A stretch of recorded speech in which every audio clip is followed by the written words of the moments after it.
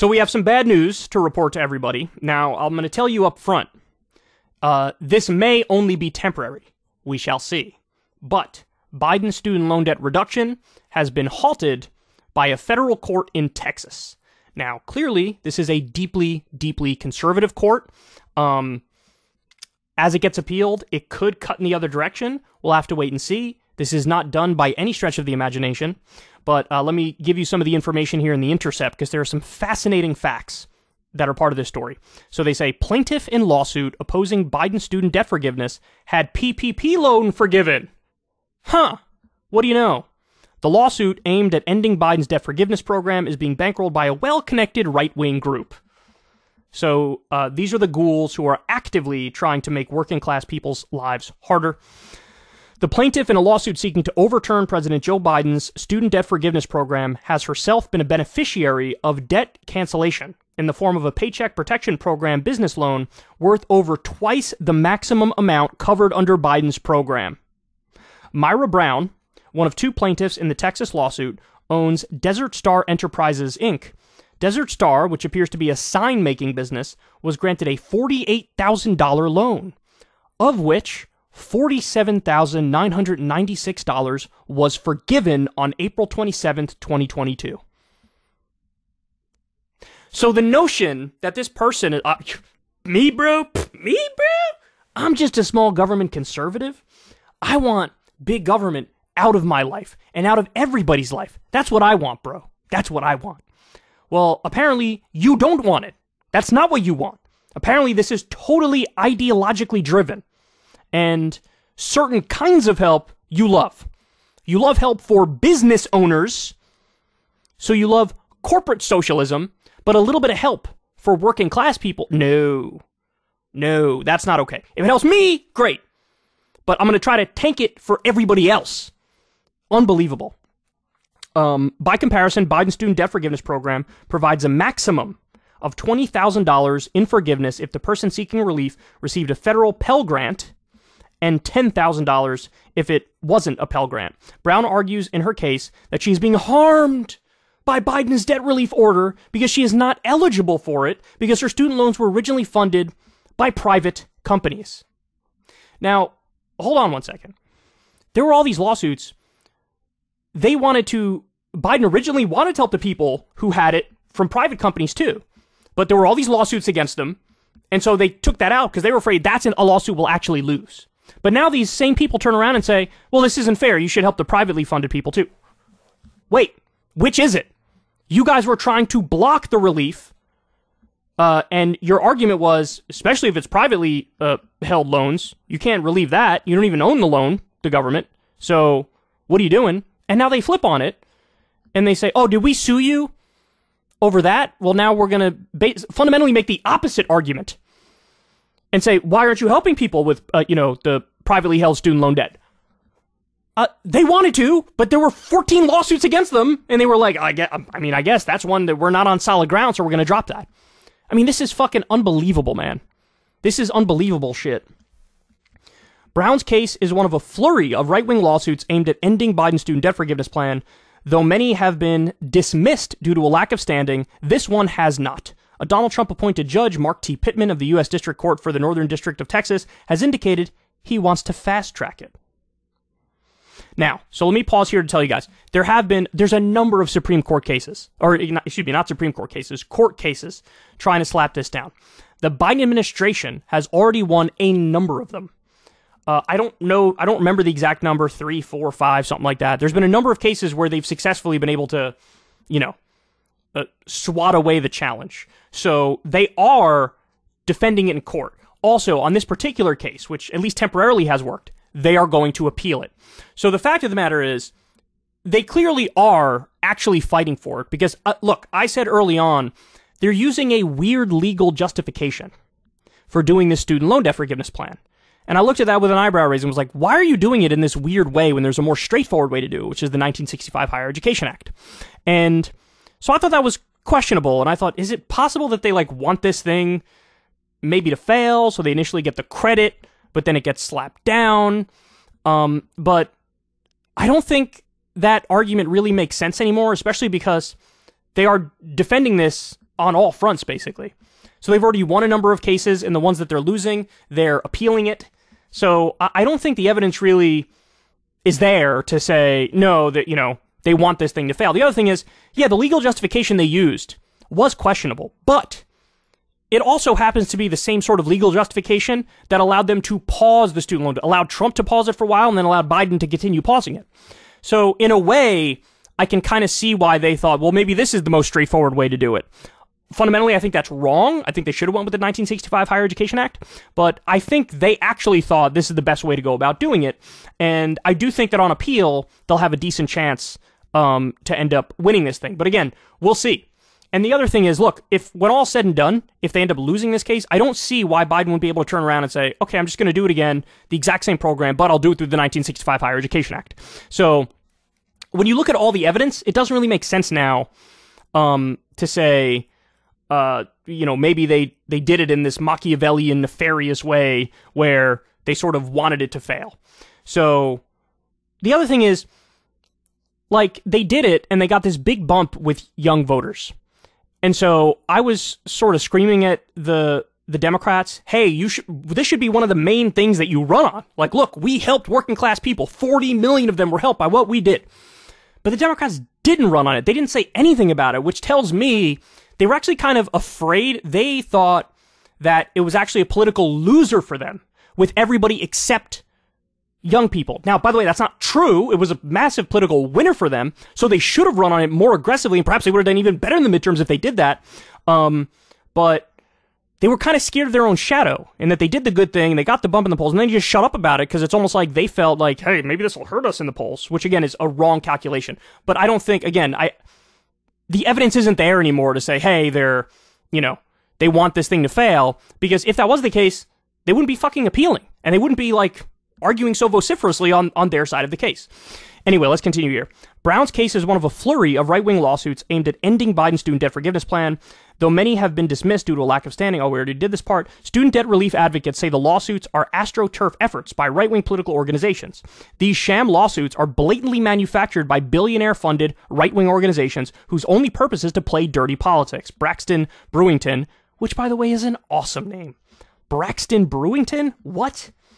Spokesperson for the Debt Collective told The Intercept. These plaintiffs aren't actually harmed by student debt cancellation. They're simply willing to be political pawns for dark money groups who will do anything to prevent working people from having financial breathing room. Now, by the way, let me just tell you this. This fact is astonishing. What percentage of the student loan debt is owned by the government? Answer: 92%. So it stands to reason that if it's held by the federal government, they can do whatever the fuck they want with it. But there are all these court cases to say, no, you can't do that. So, I mean, it really is astonishing. Anything good that is done, you have these billionaire-funded right-wing groups who come out of the woodworks to try to destroy it. So, and this gets back to the main issue. What's the main problem in our politics? Corruption, legalized bribery, money in politics. Because you have all these billionaires and all these corporations who effectively try to buy policy in their favor and against regular people. This is a perfect example of it. Perfect example of it. Even if there's some people who disagree with student loan debt reduction, they're not going to go out of their way to try to block it and, do multi-million-dollar lawsuits trying to take it. It's not going to happen unless capital is organized. And that's what they are.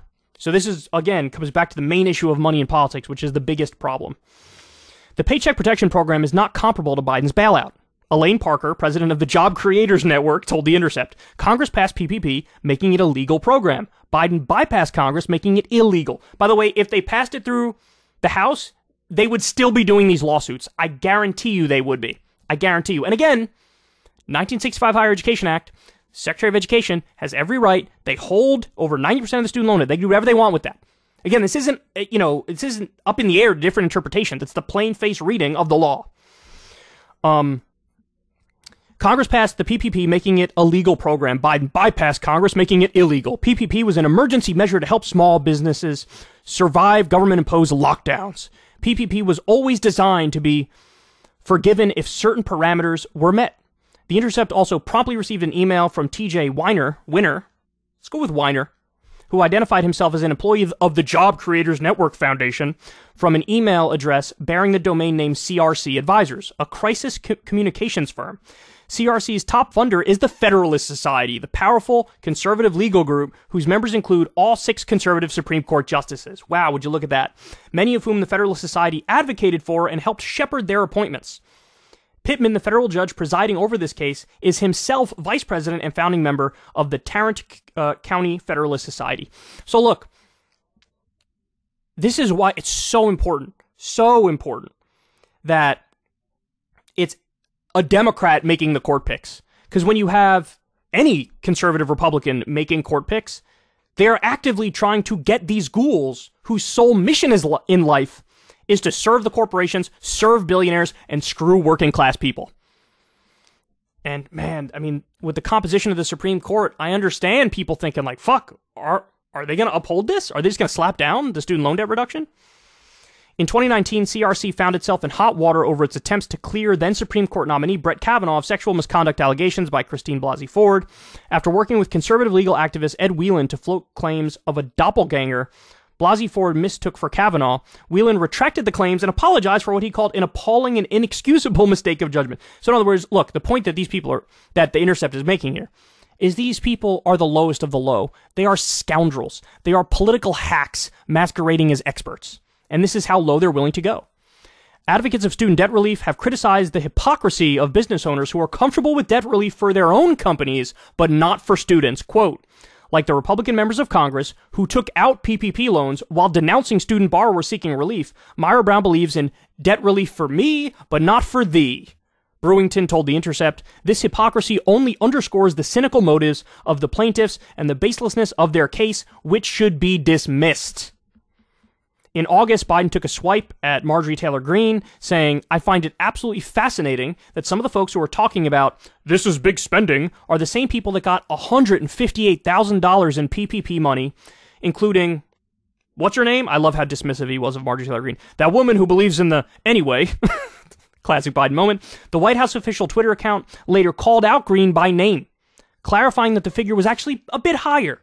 So Marjorie Taylor Greene took $183,504 in PPP loans, had that forgiven, and then she turns around and says, we can't help students.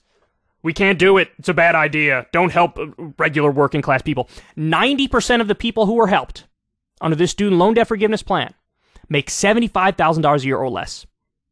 And again, this is one of the reasons why the Democrats won in the midterms.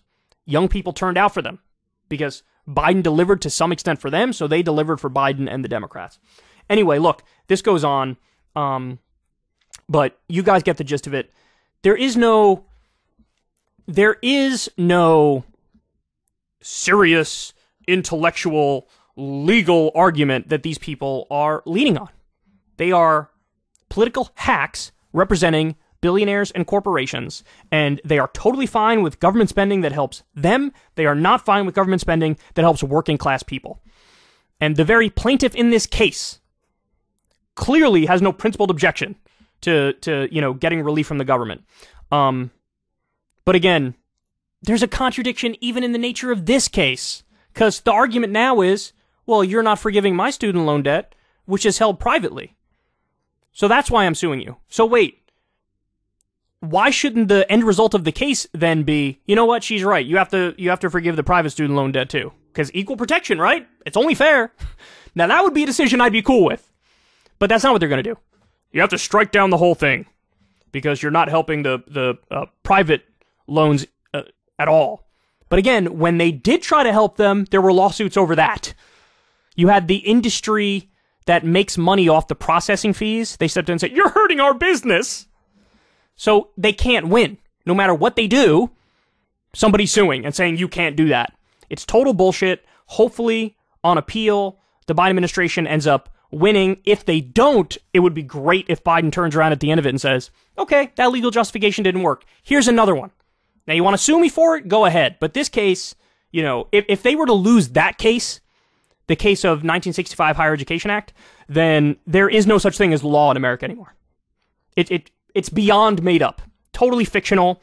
The courts are just nothing but the utmost of political hack actors. And that would really, really rip the mask off the entire system, because there's not even a stretch of a legal argument to saying that they can't forgive the debt under the 1965 Higher Education Act. So we'll see what happens from here, but at least in the short run here, massive bump in the road. Let's hope we can turn it around. All right, guys, that's the show. I love you all very, very much. Thank you for listening to me babble on a daily basis. I truly appreciate it. You guys mean the world to me. So do me a favor and, like the video, subscribe to the channel, leave a comment, click that little bell notification thingy so you know every single time a video drops. That helps us subvert the algorithm, which is, of course, never really all that fair to us. Hasn't been for years now. Trying to get to 1 million subs. We're climbing, we're going slow, but we are finally moving in the right direction a little bit. So again, I'd massively appreciate it if you watch, because if everybody who watches the channel did subscribe, we'd already be over 1 million. So if you're one of the people, hook your brother up. Again, really appreciate that. And a big shout out to everybody who supports this show on Patreon. You guys make it work. Link is in the video description box below if you want to help out the channel. Think of it as like a monthly tip of $2 or $5 or $7 or whatever you give. For those of you who can't do it, it's okay. I still love you to death. And thank you to everybody on Substack as well who supports Crystal Kyle and Friends. Remember, you get the video of the shows a day early. And you get the video version as opposed to the audio version if you pay the $5 a month on Substack. And everybody else, I love you. Remember, you can always listen to the show now on Spotify, on a lot of the different podcasting outlets. We've been posting the full shows over there. It's for people who don't want to go video for video on YouTube and prefer podcast to the video. So anyway, definitely check that out as well. I love you guys very much. I'll talk to you tomorrow. Peace out.